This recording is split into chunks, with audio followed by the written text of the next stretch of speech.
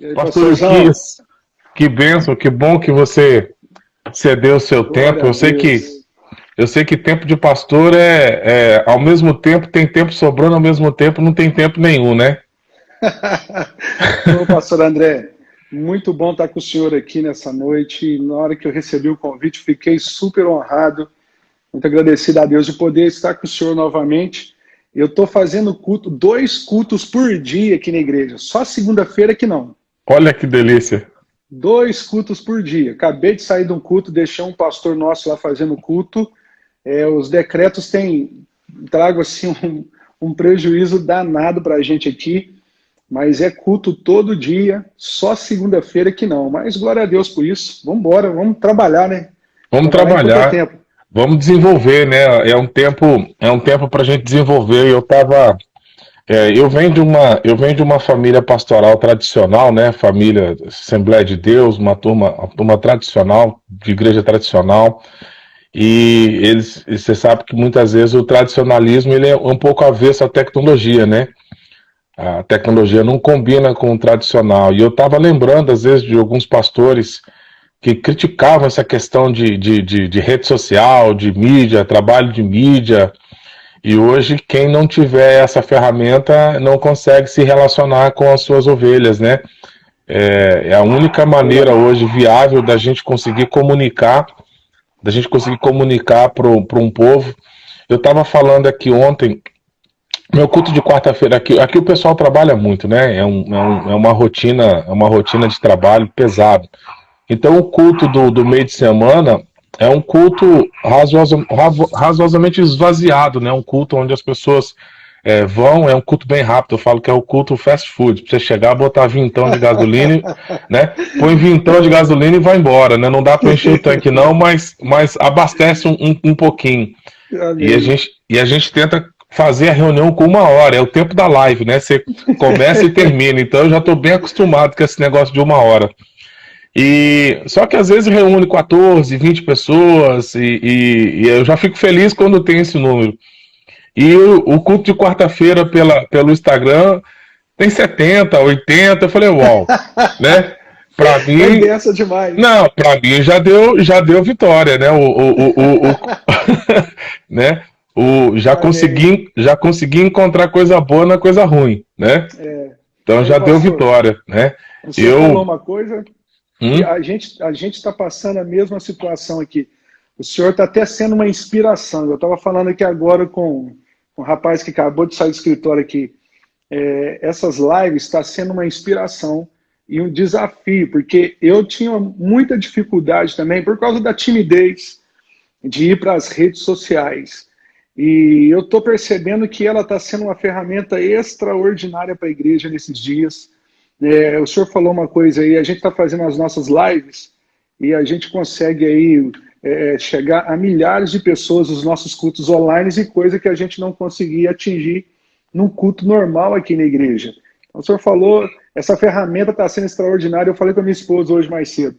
E eu vou começar a fazer igualzinho o pastor André.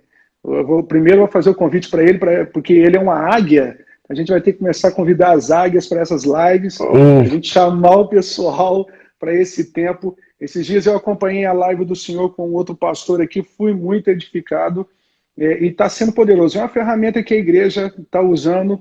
Aqui no Brasil, não sei se o senhor sabe, mas há 4 semanas atrás foram mais de 3 milhões de lives relacionadas a igrejas evangélicas no Brasil no domingo à noite, pastor André. uau, 3 milhões. 3 milhões de cultos online, só aqui no Brasil, há 4 semanas atrás. E essa ferramenta a gente tem que usar, né? Os pastores estão tendo que se reinventar. O senhor falou tudo aí, a gente está tendo que rever algumas coisas nossas, pensamentos nossos, ir para essas redes sociais. A gente não sabe o que nos espera amanhã, os desafios de amanhã. A gente não sabe. O mundo mudou tragicamente de um mês para o outro. A gente então não sabe o que vai acontecer amanhã, né, pastor André? exato, né? É muito similar aos tempos bíblicos, né? Você acorda de manhã e aquele mundo que você tinha não existe mais e você vai precisar Isso. administrar e viver com o mundo novo, né? Eu lembro da história de José, dormiu, contou um sonho, quando dormiu, acordou no poço. Isso, Né? Mas cadê o mundo que eu tinha? Né? Cadê aquele mundo que eu deixei para trás? Eu tinha uma expectativa de um sonho e acordei no poço, né? E cada noite que ele dormia, ele acordava como escravo. Daqui a pouco ele acordava prisioneiro, né? Eu acho que o que a gente, como cristão, não pode perder é a esperança, né? O sonho precisa continuar aquecido, a perspectiva de futuro precisa continuar aquecida, e o que a gente não pode perder é a esperança, né?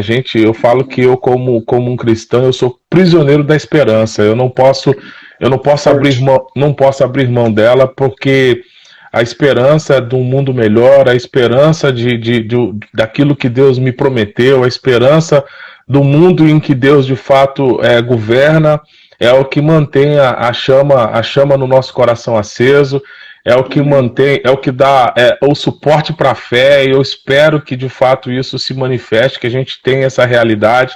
Então a gente vai ter que investir em alguns detalhes, né? Eu falo assim, poxa, antigamente ficava com a barba para fazer, agora você tem que fazer barba toda hora, você tem que entrar, né? Ou você decide ficar barbado, ou você de fato, né?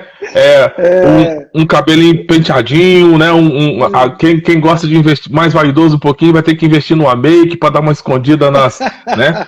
Esses telefones de resolução aí, Master Blaster entrega tudo, então a gente agora vai ter que aprender a olhar, se comunicar. Eu fazendo o culto ao vivo, o meu filho que fica de trás da câmera e fala, pai, olha para a câmera, não fica olhando para quem está do lado não, o senhor está se comunicando com as pessoas que estão do outro lado da tela. E aí, enquanto eu estou ministrando, ele fica assim, olha para cá, tipo, ele vai me dirigindo ali no que eu estou fazendo. Eu falo, nossa, é difícil, né? Mas a gente continua orando, porque a partir do dia 7 agora, na verdade aqui já liberou para nós o culto presencial, né? A reunião presencial. Mas é uma reunião presencial com muita limitação, né? Limitação de pessoas, limitação de acesso, né? Banheiro em caso de emergência, máscara dentro do templo, acima de 60 anos não pode ir para a igreja, criança não pode estar no infantil, a gente não pode aglomerar as crianças no infantil, elas vão precisar estar com os pais, e a gente já começa a ver aquele cenário das crianças correndo dentro da igreja, o pai sem paciência, né? Porque ele chegava na igreja e mandava o menino para o infantil e estava tudo certo, né? Agora ele tem que chegar na igreja e ficar com a criança no colo, né? Eu acho bom que ele vai descobrir o filho dele que ele entrega no infantil, que filho é esse que ele tem, né?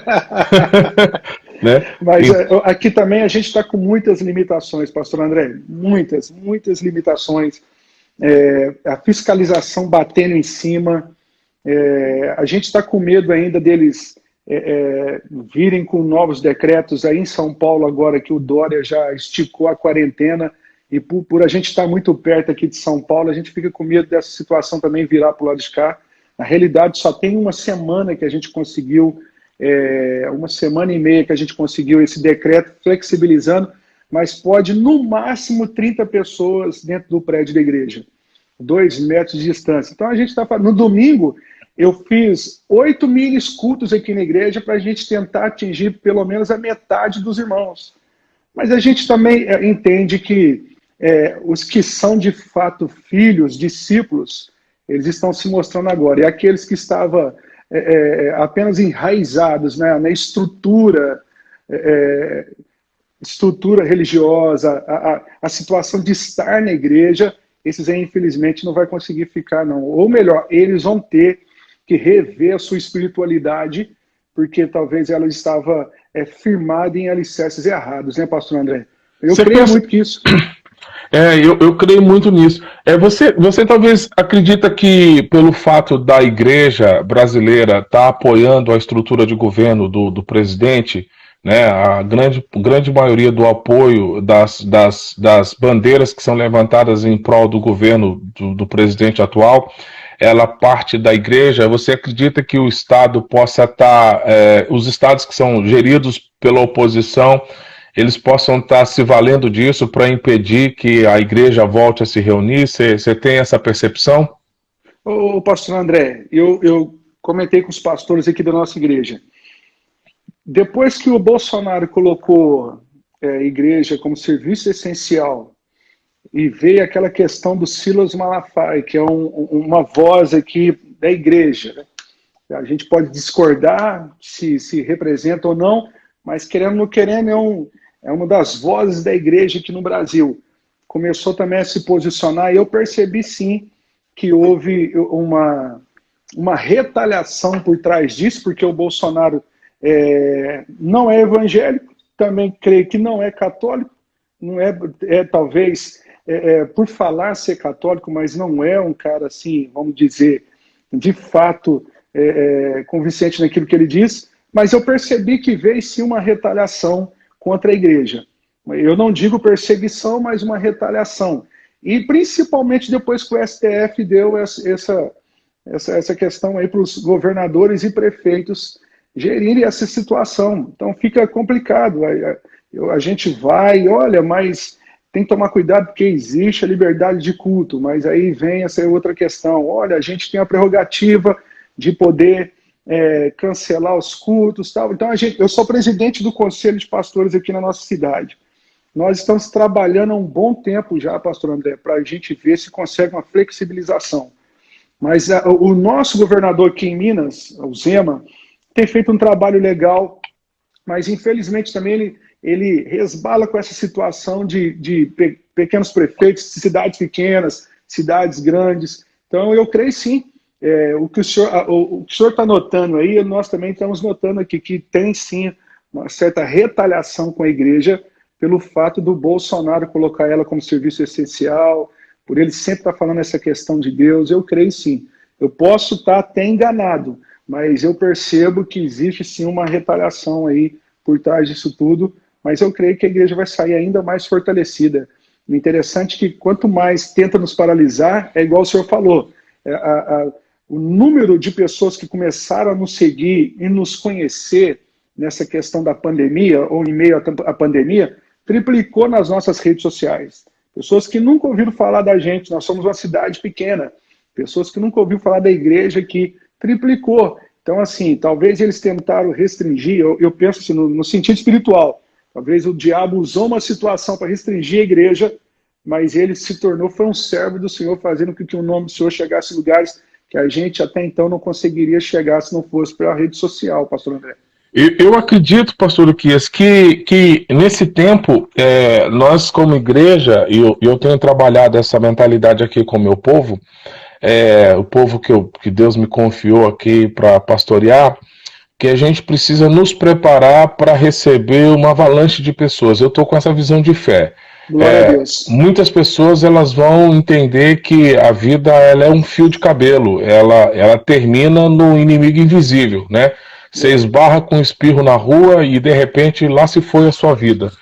Então, eu acho que muita gente está revendo os seus conceitos, né? Acho que está entrando uma onda de temor e nós como igreja, nós precisamos entender que a gente que está estruturado na fé, a gente que já conhece esses princípios, esses valores, nós vamos precisar trabalhar a nossa perspectiva para receber as pessoas. Eu entendo que nesse processo de recebimento de pessoas, o pastor Salomão ministrou uma palavra aqui ontem, e ministrou uma palavra muito boa, ele falou sobre a parábola do semeador, e na perspectiva de que terreno é esse, ele retratou na comparação do que ele estava falando, que um terreno por onde passava era cheio de entulho, de lixo, um terreno onde tinha muito lixo, e todo mundo evitava passar por aquele terreno, desprezava o terreno porque o terreno tinha lixo. E num belo momento teve que passar por aquele terreno novamente. Quando chegou lá, já esperando o mau cheiro, com muito tempo que ele não passava pela região, chegou lá, deparou com um belo edifício no lugar onde tinha mau cheiro. E a gente discorreu esse assunto falando sobre a realidade das vidas. Muitas vezes a gente olha para as pessoas e quando a gente vai receber pessoas, como igreja, nós vamos ter que preparar para receber as pessoas. Eu entendo que nós recebemos pessoas de todo tipo. Eu tenho falado aqui na igreja, e falo isso constantemente, a gente não está pronto para receber aquela mulher pega em flagrante adultério, né? ela era uma prostituta conhecida na cidade, né? Ela era alguém que todo mundo sabia quem era. A vida dela foi exposta ali. Quem não sabia quem era, naquele momento a vida dela foi exposta. Jesus a perdoou, ela ficou de pé e falou assim: olha, ninguém te acusa mais. Mas ela tinha que ter uma ação, que era mudar a sua vida após isso. Mudar a sua vida após isso significa que ela teria que procurar uma igreja para congregar. Vamos trazer para o nosso tempo de hoje. Alguém que está vivendo uma vida aí de pecado, alguém que está vivendo uma vida de práticas imorais, entende a realidade do que está acontecendo hoje e fala: quer saber de uma coisa?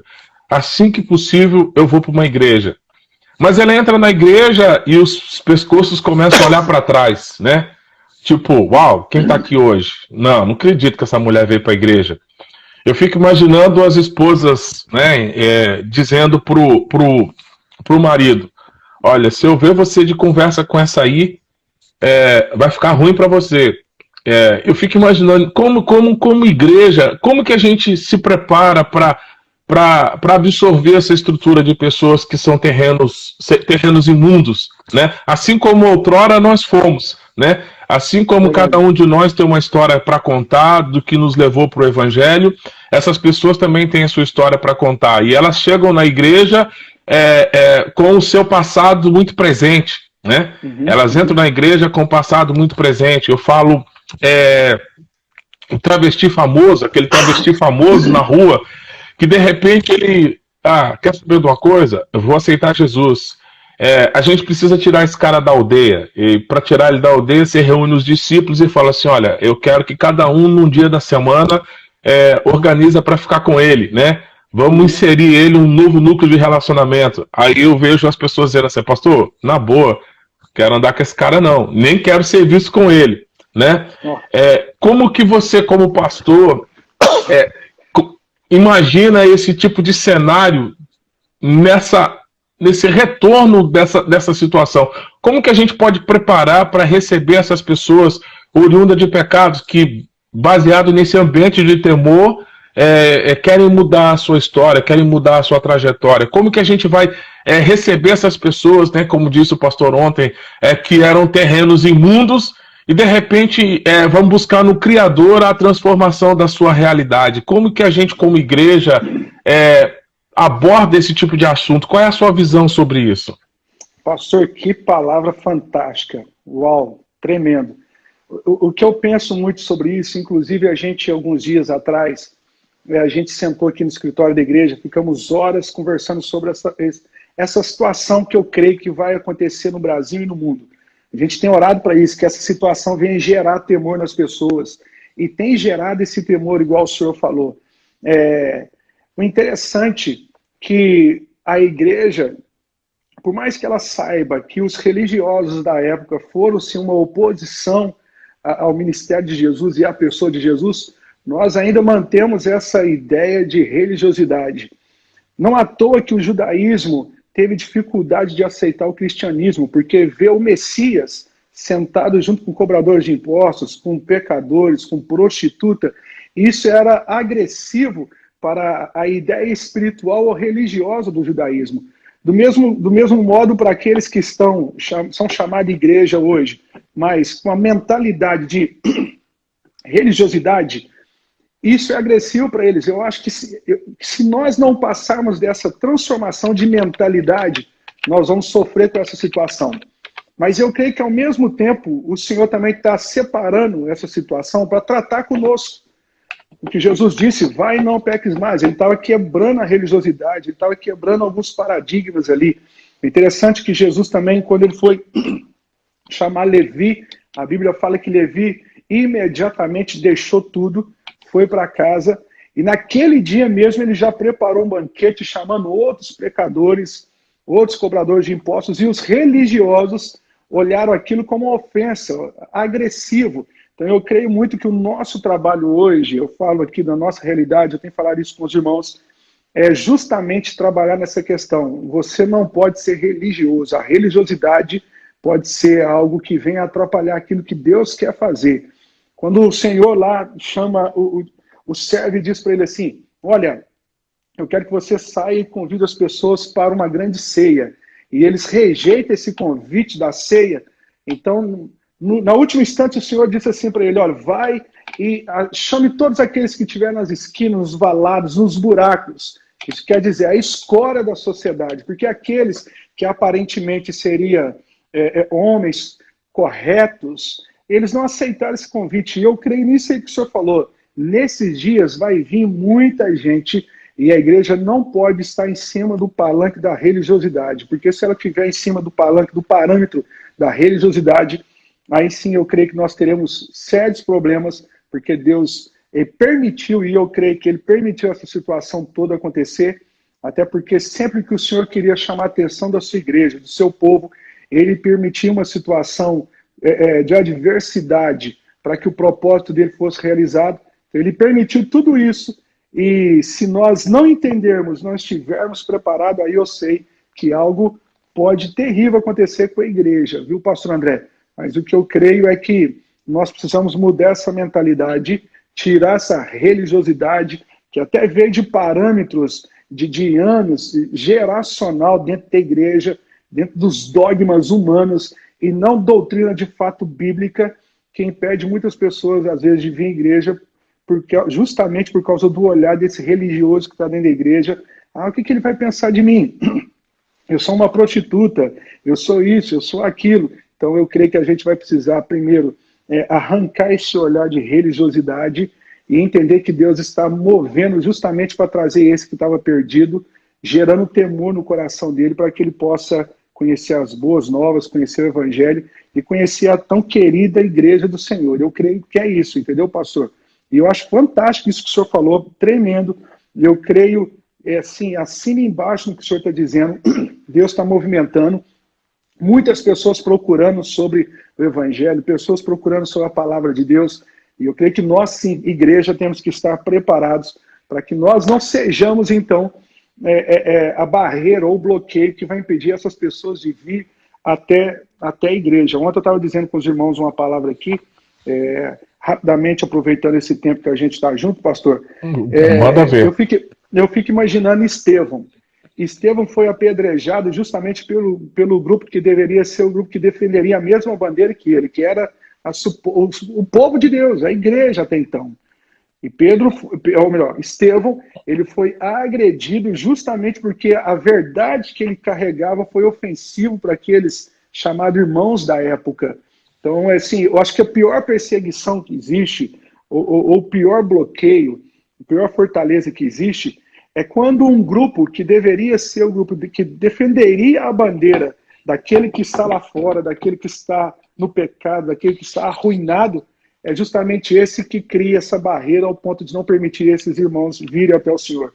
Então, Estevão, eu fico imaginando comigo o quão agressivo foi para ele ver os líderes religiosos daquela época, justamente os líderes religiosos que deveriam entender com mais clareza ainda sobre o Messias, e era eles que estavam voltando contra Estevão. Então, a igreja não pode ser, a igreja do Senhor não pode ser esse grupo, que é aqueles que ficam ofendidos com a verdade, ofendidos com o evangelho, uma graça que é tão assustadora, e eu falo aqui com os irmãos, que a graça é tão absurda e tão absurda, que ela é maior do que os seus pecados que você vai cometer daqui 20, 30, 40 anos. É a graça. A graça ela não pode ser menor do que os atos que eu cometo. Ela é muito maior. Então, a graça ela é ofensiva, ela é extremamente ofensiva para o religioso. E o religioso não entende. Aonde abundou o pecado, superabundou a graça. Então, se nós mantivermos essa questão de religiosidade, eu creio que sim, vai ser um problema terrível para a igreja. Agora, se nós prepararmos a igreja, o ambiente da igreja, para aceitar esse tipo de pessoa que está, sim, sendo gerado dentro dele o temor de conhecer o Evangelho, eu creio que vai ser uma explosão de avivamento, de conversão no mundo inteiro, pastor André. Eu gosto muito de um texto que está em Marcos capítulo 14, que fala sobre o vaso de alabastro, né, o perfume derramado aos pés de Jesus. A palavra fala que na casa de Simão, o leproso, né? O leproso que não foi curado, né? O leproso que não foi curado. Eu falo sobre esse texto, eu falo assim, existe um leproso que não foi curado. Que leproso que não foi curado, pastor? O Simão, o leproso. Da presença de Jesus, ele não foi curado. A mulher, ela entrou no recinto onde Jesus havia sido convidado para estar ali. E ela adentrou e derramou lá o perfume nos pés. É interessante que a primeira crítica que foi feita para o cenário é: se ele fosse mesmo um profeta, ele deveria saber que mulher era essa, né? Ou seja, ela, por quem ela era, automaticamente as pessoas imaginavam que ela deveria ser impedida de chegar no momento para se prostrar diante do Senhor. Então questionaram, inclusive, se ele era de Deus. E talvez a gente viva o mesmo cenário hoje, as pessoas questionando. Eu falo que nos tempos de hoje, se você for visto com um político famoso na cidade, as pessoas vão dizer assim: olha lá o Luquias, deve ter se corrompido, né? Eles nunca vão imaginar que você vai lá para influenciar aquela pessoa, mas que você vai lá para ser favorecido por ela, né? Então as pessoas olham, tipo, se nós vamos estar com Zaqueu, a gente vai lá para se dar bem, não para poder mudar a história de Zaqueu. A igreja, ela precisa enxergar dessa forma. Então, quando olharam para o cenário, disseram para Jesus: ele não deve ser profeta coisa nenhuma, porque se fosse, ele saberia quem é essa mulher, ele saberia a origem dessa mulher, e por saber a origem dessa mulher, ele não deveria se relacionar com ela. Jesus, ele quebra o paradigma ali dos observadores. Aí ele olhou para o cenário, ele falou assim: olha, eu entrei na sua casa e você não me deu um ósculo santo, né? Eu entrei na sua casa e sequer você providenciou para lavar os meus pés. Meus pés não foram lavados aqui na sua casa. Eles usavam as alpargatas, né? Andavam em chão de terra e sujavam os pés. Então, quando você entrava na casa de alguém, era de praxe que os seus pés fossem lavados naquela casa, para que você pudesse estar ali naquele lugar, poder pisar nos tapetes que eram tecidos, né? E Jesus, ele já responde, falou assim: olha, eu entrei aqui, você teve uma oportunidade de me cumprimentar e você não me cumprimentou com o devido protocolo, né? Você teve a oportunidade de lavar os meus pés e você não fez isso. E essa mulher fez tudo aquilo que vocês não fizeram, ou seja, o coração dela está mais puro, apesar das práticas dela.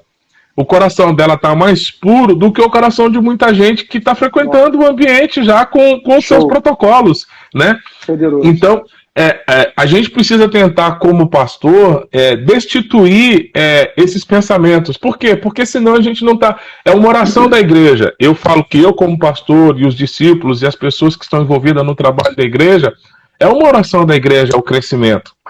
Mas o crescimento de que qualidade? A gente quer o crescimento de pessoas sadias ou a gente quer a entrada de pessoas enfermas, né?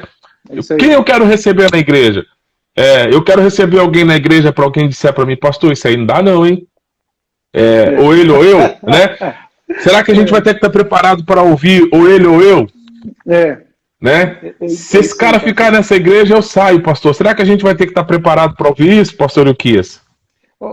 Pastor André, fantástica essa observação do senhor. Engraçado que o evangelho é isso, né? É por isso que o judaísmo não consegue até hoje entender o cristianismo. Porque eles veem o Messias sentado com a prostituta, vê o Messias sentado com o pecador, vê o Messias andando, se relacionando com gente da pior espécie, e aqueles que eram chamados da cúpula da sociedade, da religião, com suas espiritualidades bem apuradas, não fazem nem parte do conselho apostólico. E isso é ofensivo. Então eu creio muito, pastor André, que a igreja, se ela não compreender isso, é porque o evangelho também é ofensivo para esse tipo de igreja. O que o senhor falou é fantástico. A gente foi trazendo alguns pontos aqui, que o senhor foi ministrando até comigo mesmo. Será que eu estou preparado de fato para conhecer o que de fato é o evangelho? O evangelho é muito maior, as boas novas é muito maior do que apenas essa ideia religiosa que nós temos. E eu creio muito nisso que o senhor está falando, creio de verdade, e eu creio que o senhor também está mexendo em nós como pastores e líderes para voltar a atenção para isso. Voltar a atenção que, como o próprio Senhor Jesus disse, que eu vim para os doentes. A gente não está preparado para lidar com os doentes. A gente não quer receber os doentes. A verdade é essa. A gente quer receber os bem prontinhos, os arrumadinhos. Quem quer receber um Pedro da vida? Quem quer receber uma Maria Madalena? Não é verdade? É mais fácil receber Zaqueu, que tem a disposição de dar o dinheiro dele, né? Tipo, o Zaqueu é sempre bem-vindo, né? Zaqueu é sempre bem-vindo. Mas a mulher da beira do poço, não, pastor, né? Ela já teve 5 maridos, né? Ela já teve 5 maridos, ela não vai roubar o meu. A mulher da beira do poço, não, pastor, né? É interessante porque esse é o maior diálogo da Bíblia de Jesus, né? Onde Jesus ele para conversar. Mas o que me chama a atenção nesse texto é que quando Jesus chegou lá, a primeira coisa que ele fez foi tirar os discípulos de perto. Nossa, né? Fantástico. Vamos para a cidade comprar comida, né? Vamos para a cidade fazer alguma coisa, né? Vamos para a cidade. Não estavam preparados, né? Se vocês ficarem aqui, eu não vou conseguir alcançar o que eu vejo pós ela, né? Tipo, se vocês ficarem aqui, eu vou ter que lidar com questionamentos que vai atrapalhar o meu diálogo. Aí Jesus ele fala para os discípulos, né?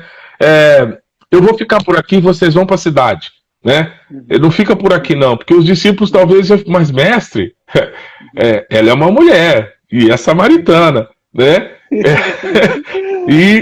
E a vida dela não é muito certa não, né? Tipo, além de ser mulher, além de ser samaritana, o currículo dela não é legal.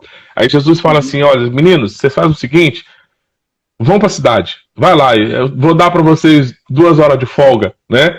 Vocês estão de folga, ó, 2 horas de folga, daqui a 2 horas vocês passam aqui que a gente segue o caminho, né? Eu vejo Jesus com a preocupação de entender o cenário, né? Entender o cenário, descobrir quem está perto do cenário, porque aí essa é a ambiguidade da coisa.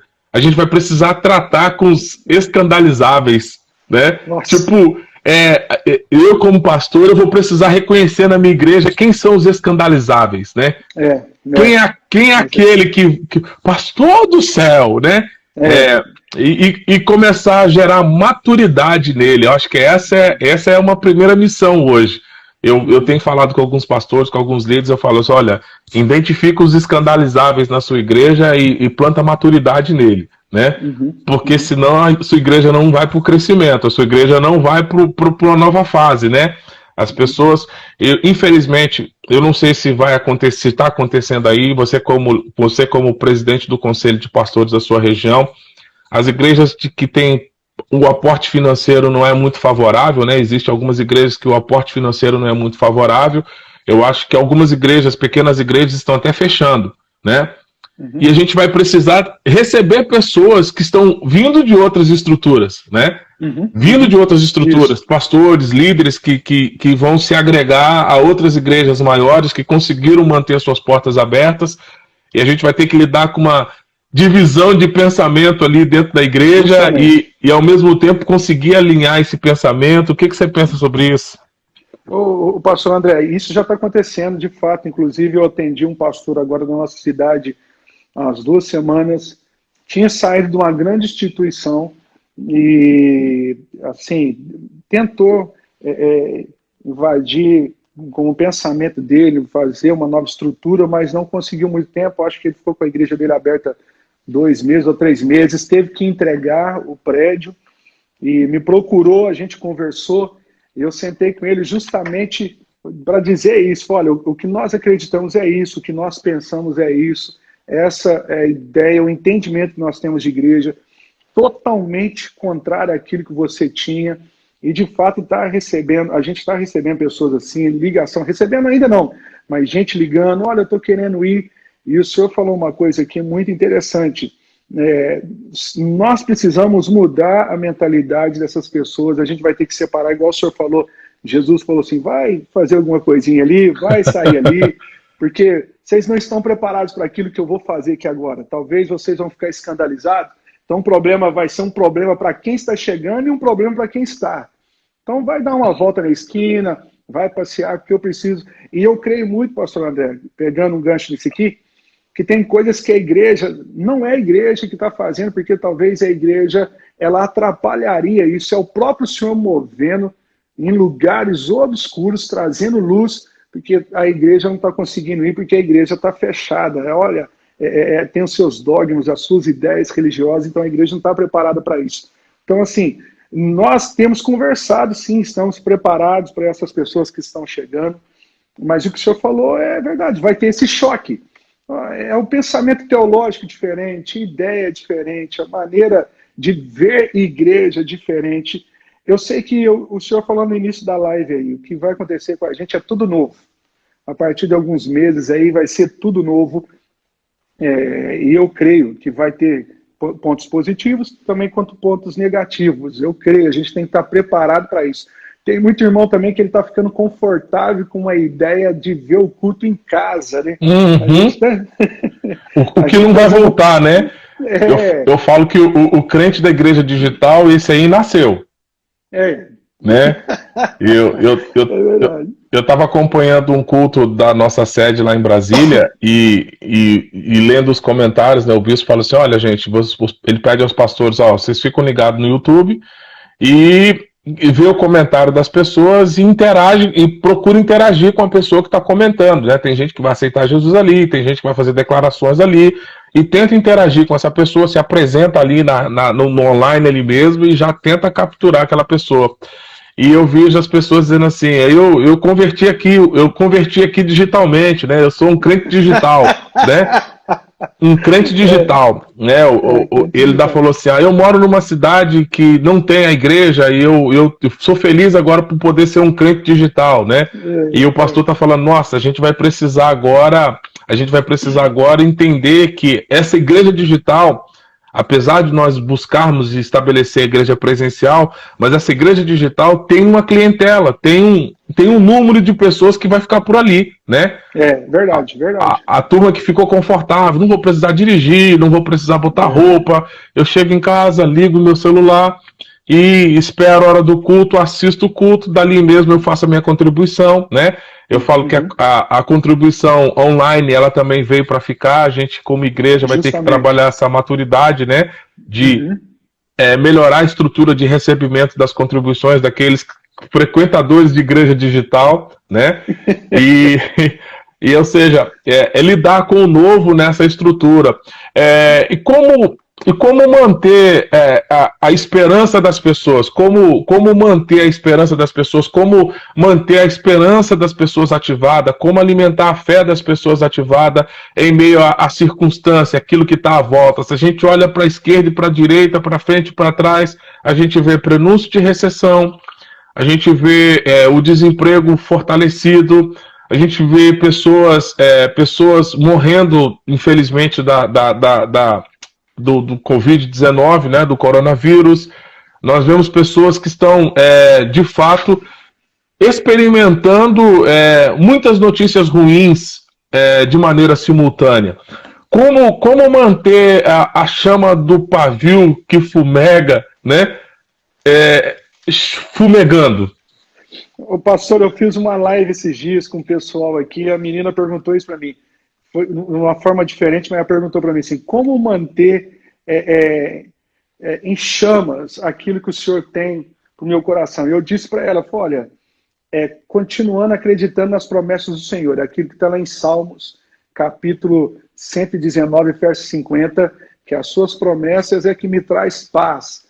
Eu tenho tratado muito aqui na igreja, a gente está trabalhando em séries, falando sobre essa questão de atentarmos para essa questão escatológica que está acontecendo, porque não é só a pandemia, também vem as crises econômicas, as crises nas ações, e isso também aponta, sim, para os últimos dias. A gente está trazendo isso, mas trazendo também o que vai me manter depois disso tudo aí, o que me faz continuar acreditando em Deus, diante dessa situação de adversidade, é continuar acreditando nas promessas que Deus tem para nós.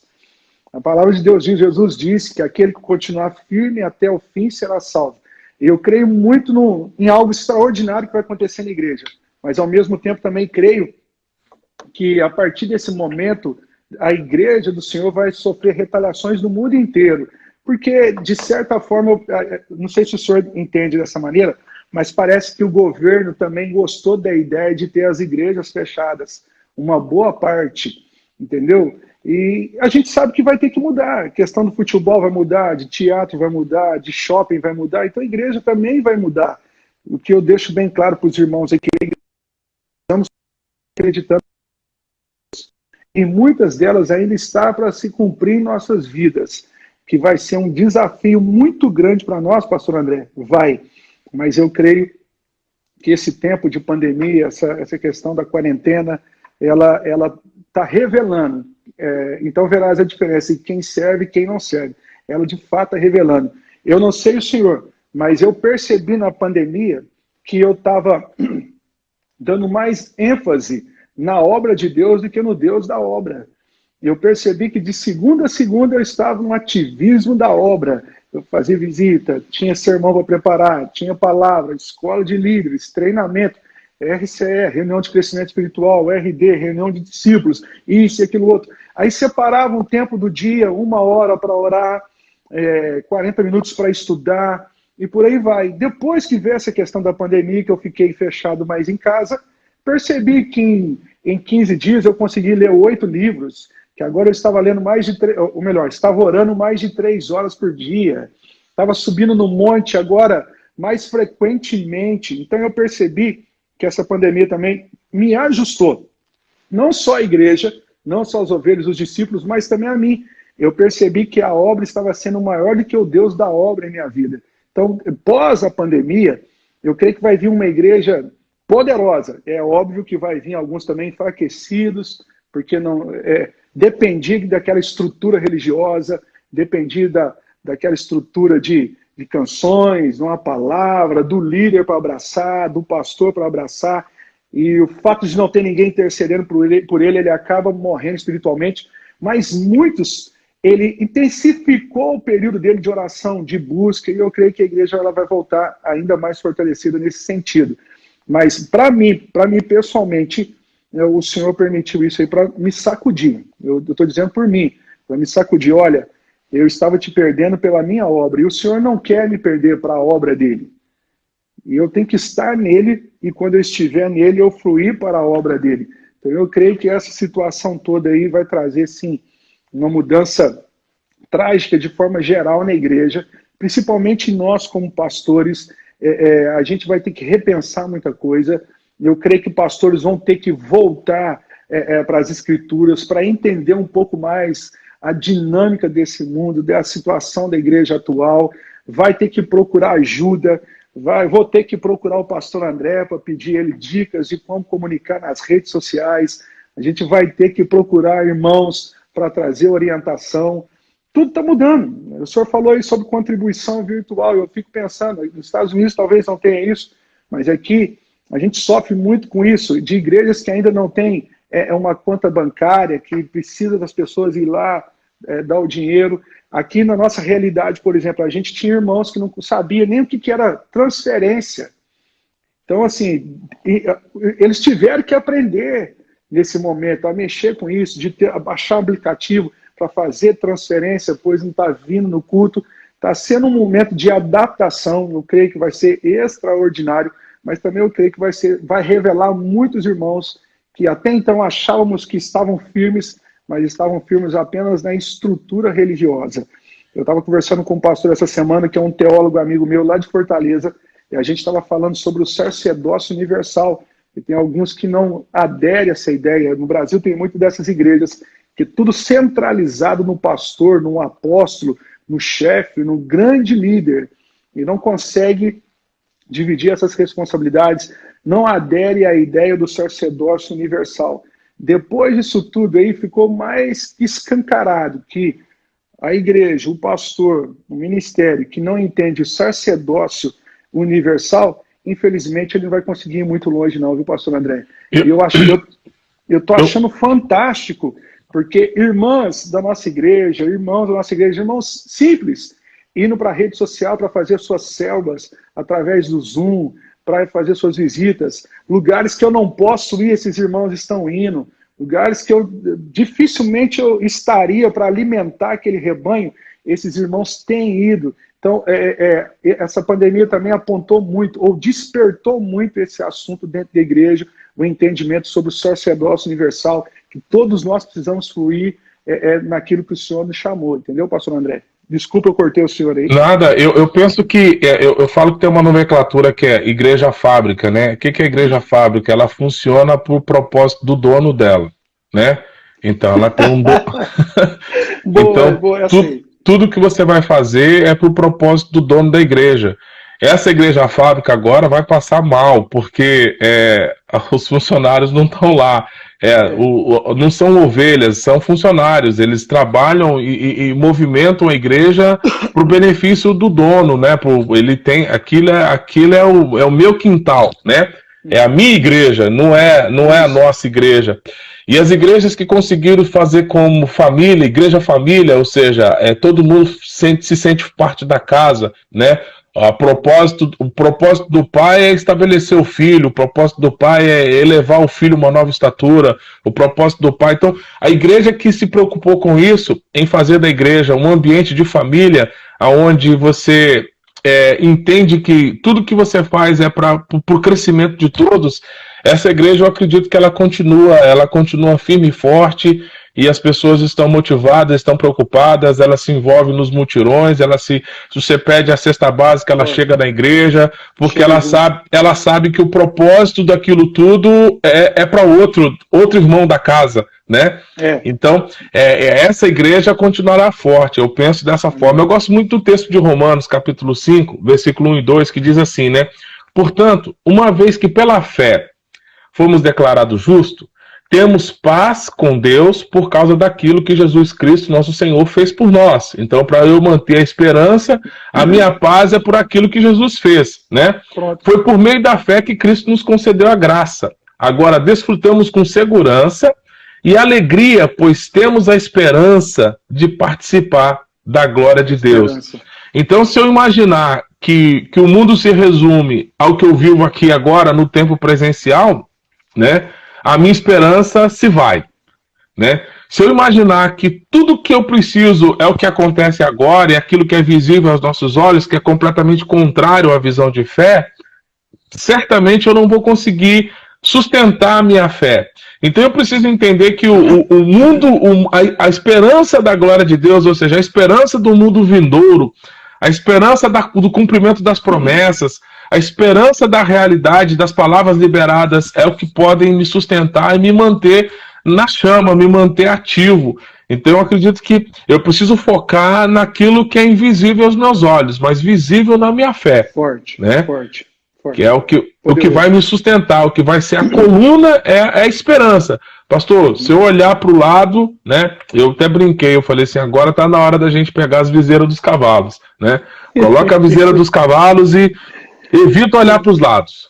Porque o que você vai ver vai ser contrário à esperança, vai ser contrário à visão de fé, vai ser contrário às palavras de Deus, vai ser contrário ao evangelho, a novidade de vida que são liberadas dioturnamente. Então, é fundamental que a gente põe uma viseira na fé aqui e fala, meu Deus, eu só vou enxergar para aquilo que o Senhor prometeu, né? Porque aí eu vou conseguir continuar caminhando.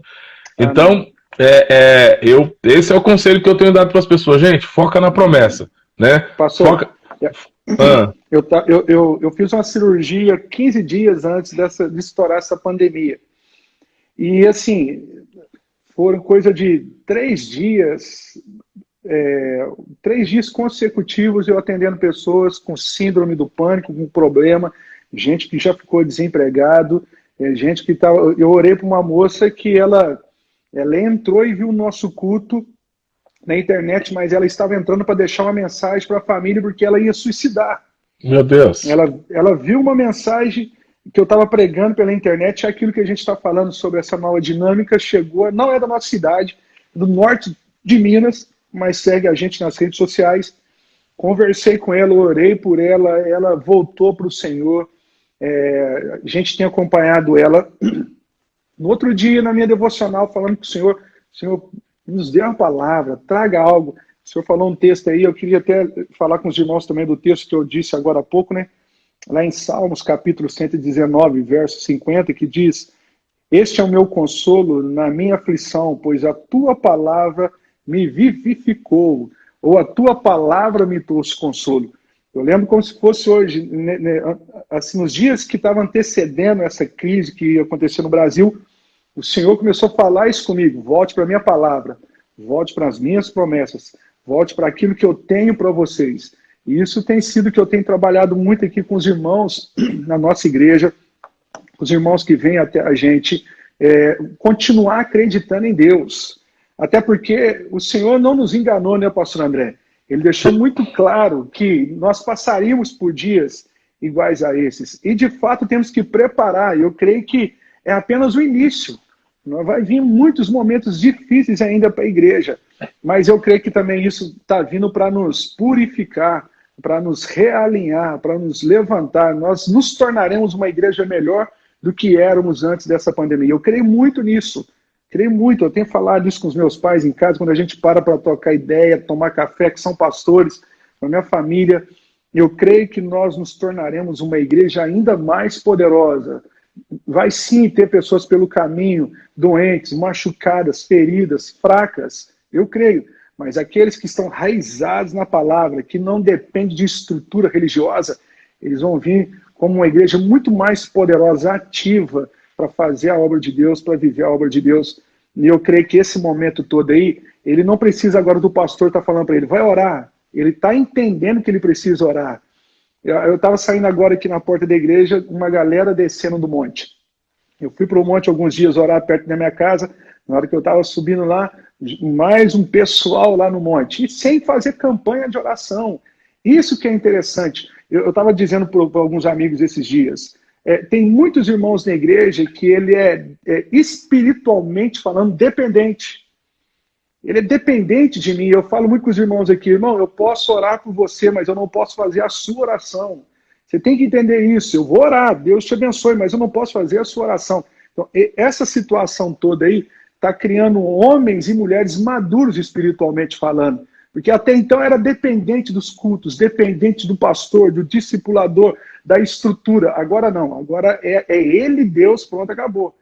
É ele Deus, ele precisa partir, ele precisa crescer. Então eu creio que muitos irmãos agora estão sendo forçados a crescer espiritualmente falando, entendeu, pastor André?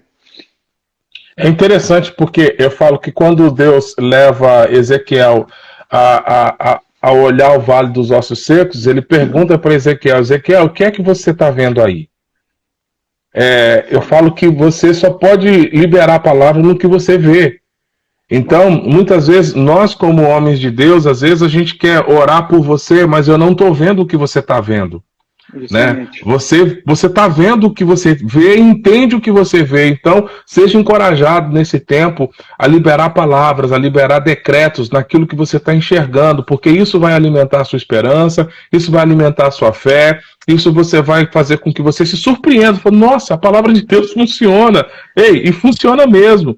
Né? Então é um tempo novo para nós, é um tempo novo para todo mundo, mas assim nós cremos que a palavra do Senhor ela não volta vazia, ela é fiel para se cumprir naquilo para o qual ela foi destinada, naquilo que ela foi criada. E eu quero agradecer, pastor Ilquias, a tua presença aqui. O pastor Ilquias é de uma cidade do interior de Minas Gerais chamado Perdões, né? Ele é do Ministério Casa da Bênção, né? Conheci ele aqui, né? Uma grata surpresa. Ele veio visitar a Flórida e acabou passando aqui na igreja. E a gente teve um tempo junto, um tempo de comunhão junto. E ele me abençoou com uma mensagem. E eu teve essa oportunidade. A pandemia nos aproximou aqui virtualmente, né? Então, isso foi bênção, né? De poder te ouvir de novo, de estar junto com você. Infelizmente, nosso tempo é de 1 hora. Daqui a pouco cai aqui. Né? Então eu quero te agradecer de coração, quero agradecer a você que destinou o seu tempo aí e parou para nos ouvir. Eu quero que você entenda essa conversa, esse bate-papo nosso é para você entender que é um tempo novo para todo mundo, inclusive para nós, né, que militamos nesse ambiente de fé. Tá todo mundo aprendendo, né? E você também que está nos ouvindo, você precisa aprender. E talvez o que você vai aprender, você nos ajuda para esse tempo novo. Mas uma lição a gente tira disso tudo. A gente vai ter que enxergar todas essas questões com os olhos de Deus. Amém? Tem 30 segundos aqui, vai cair. Olha, que Deus abençoe você, abençoe sua vida, abençoe seu ministério, abençoe sua família, sua casa, a sua estrutura. Que Deus te dê discernimento e entendimento para viver esse novo tempo, em nome de Jesus, querido. Um grande abraço no coração. Um abraço para a pastora, para a família, para toda a nossa igreja. E Deus te abençoe. Um beijão para vocês. Beijo no coração.